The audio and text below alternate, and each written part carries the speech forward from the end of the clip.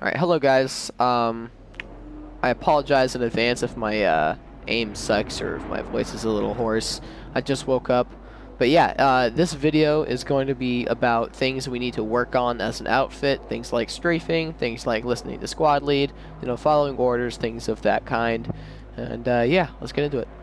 Alright, so the first, issue that I see when we're fighting people, especially one-on-one, is we forget to strafe. We end up just walking. This is more for the new players. I just see them walking straight towards them in a straight line firing.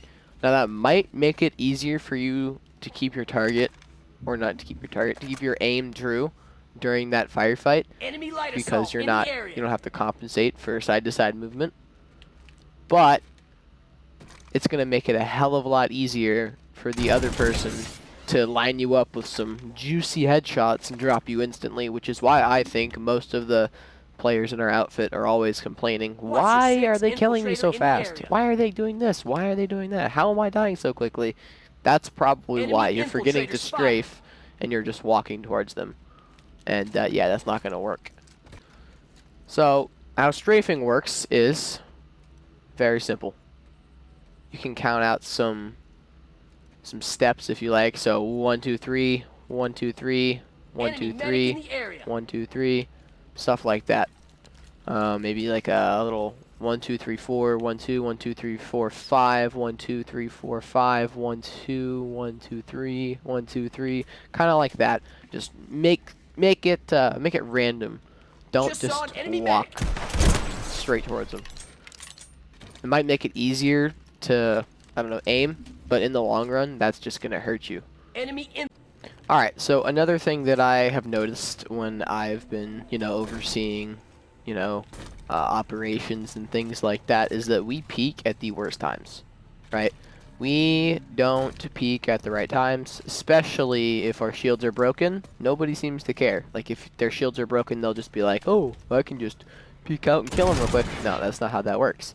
You have to be very careful about what you're doing when your shields are broken. Maybe try to peek out for a second, get them spotted, and then just bolt, right?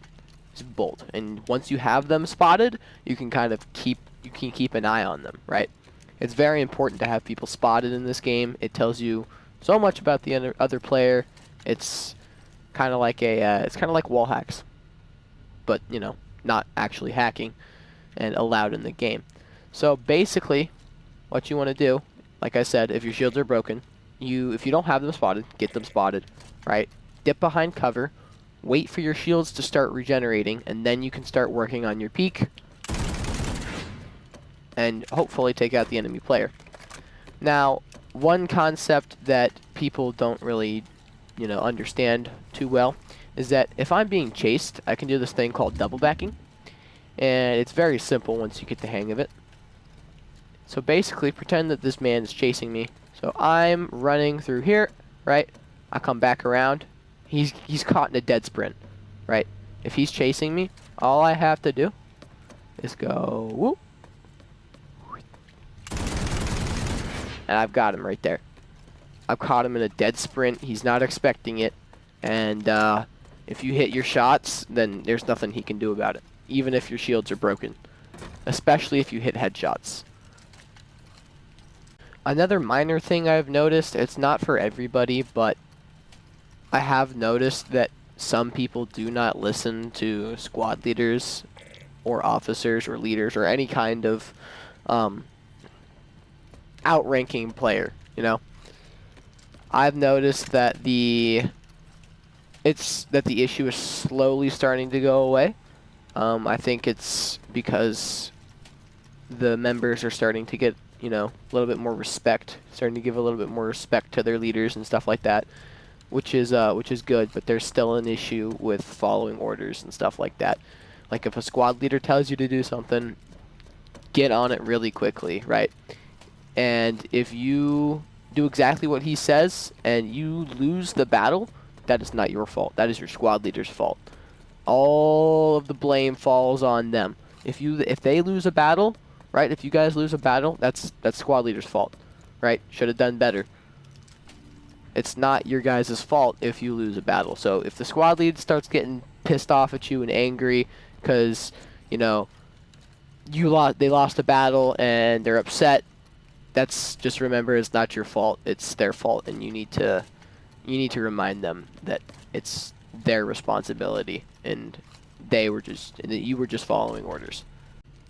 So a couple of tips that really helped me grow as a player in skill is off of a couple of YouTube channels, Commander Serious and Kamikaze78, and they gave a couple great recommendations on, you know, player tips and you know, how to get better in the game.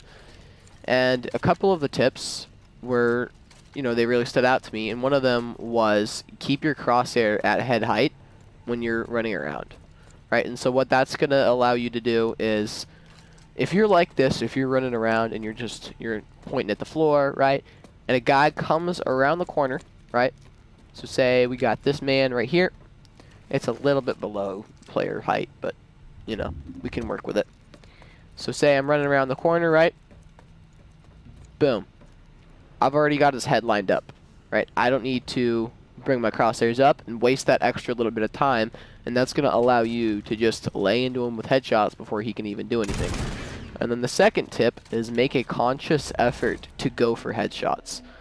You don't even have to be good at hitting them in the first place. You can be the worst player ever, alright? As long as you make a conscious effort to aim for the head, you will see results.